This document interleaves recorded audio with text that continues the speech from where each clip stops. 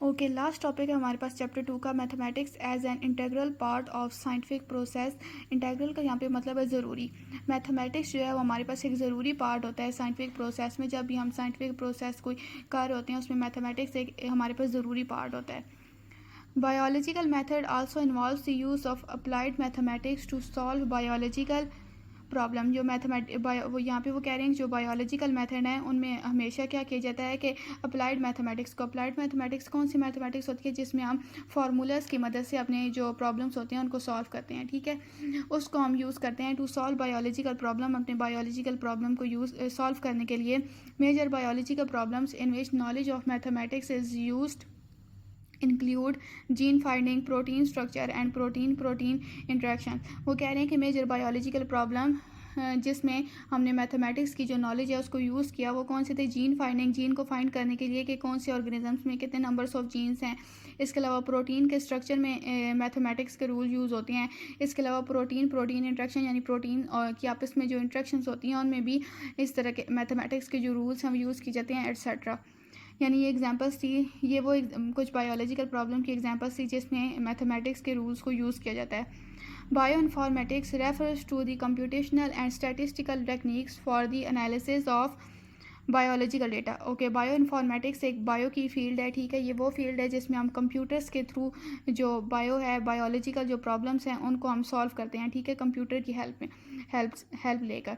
तो यहाँ पे वो कह रहे हैं कि बायोइन्फॉर्मेटिक्स में क्या रेफ़र किया जाता है कि कंप्यूटेशनल एंड स्टैटिस्टिकल टेक्निक्स। इसमें हम एक तो कंप्यूटर का यूज़ करते हैं, कंप्यूटर की टेक्निक्स का, दूसरा स्टैटिक्स की जो हमारे पास स्टैटिस्टिकल टेक्निक्स होती हैं उनको यूज़ करके हम क्या करते हैं, एनालिसिस ऑफ बायोलॉजिकल डेटा के जो हमारे पास जो बायोलॉजिकल डेटा होता है उसको एनालिसिस करते हैं, ठीक है, उसका तज्जिया करते हैं।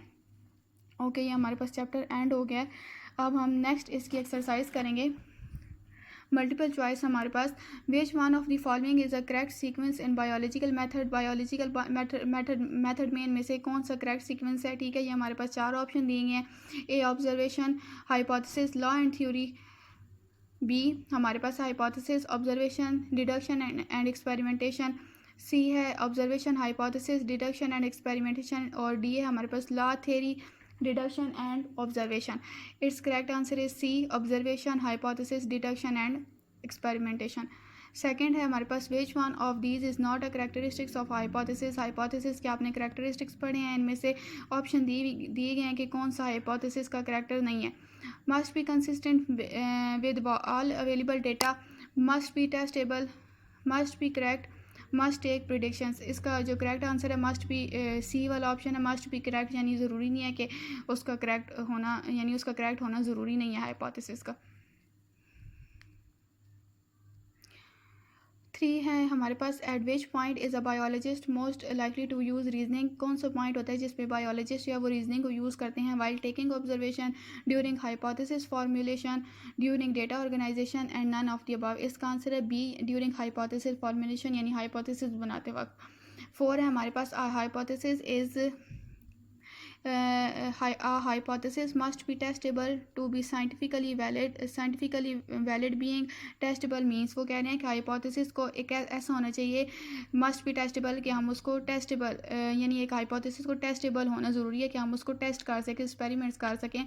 to be scientifically valid का मतलब है ताकि हम उसको scientifically प्रूव कर सकें, सही साबित कर सकें। तो यहाँ पे वो कह रहे हैं कि testable का क्या मतलब है। ये 4 ऑप्शन दिए गए हैं जिसमें ए है, some observations could prove the hypothesis incorrect, only a controlled experiment can indicate whether the hypothesis is correct और incorrect, the hypothesis is proven wrong. D है, the opposite of hypothesis is tested and proven wrong. इसका जो correct option है वो B है, only a controlled experiment can indicate whether the hypothesis is correct और incorrect. Experiment में मैंने आपको बताया था कि एक्सपेरिमेंट 2 टाइप के होते हैं, कंट्रोल्ड, एक उसमें कंट्रोल ग्रुप होता है और एक एक्सपेरिमेंटल ग्रुप होता है। तो वो कह रहे हैं कि जो सिर्फ कंट्रोल्ड एक्सपेरिमेंट होता है वो ही सिर्फ शो कर रहा हो कि हाइपोथेसिस करेक्ट है या फिर वो इनकरेक्ट है, ठीक है। ये एक टेस्ट एबल का यहाँ पे ये मतलब है। ओके, नेक्स्ट हमारे पास है what would be the best experimental design for testing hypothesis that bean plants require sodium. वो कह रहे हैं कि अगर हम ये टेस्ट करें कि बीन जो प्लांट्स होते हैं उनको सोडियम की ज़रूरत होती है तो नहीं, तो होती है या नहीं, तो इसके लिए बेस्ट एक्सपेरिमेंटल डिज़ाइन क्या होगा। ये 4 ऑप्शन दिए गए हैं। ए है measure the amount of sodium in a few bean plants, grow bean plant with and without sodium, look for sodium in leaf tissues, analyze root content of for sodium. Okay, इसका जो correct option है वो B है कि grow bean plants with and without sodium. तो हम इसको क्या करेंगे कि जो बीन प्लांट्स हैं हमने ये देखना है कि उनको सोडियम की ज़रूरत होती है या नहीं। तो हम क्या करेंगे कि बीन प्लांट को हम सोडियम प्रोवाइड करेंगे और दूसरे बीन प्लांट को हम सोडियम नहीं प्रोवाइड करेंगे। तो इस तरह से उनकी ग्रोथ से पता चलेगा कि जो बीन प्लांट है उनको सोडियम की ज़रूरत थी या नहीं थी। ठीक है, यानी एक एक्सपेरिमेंटल ग्रो बनाएंगे और एक कंट्रोल्ड ग्रो बनाएंगे।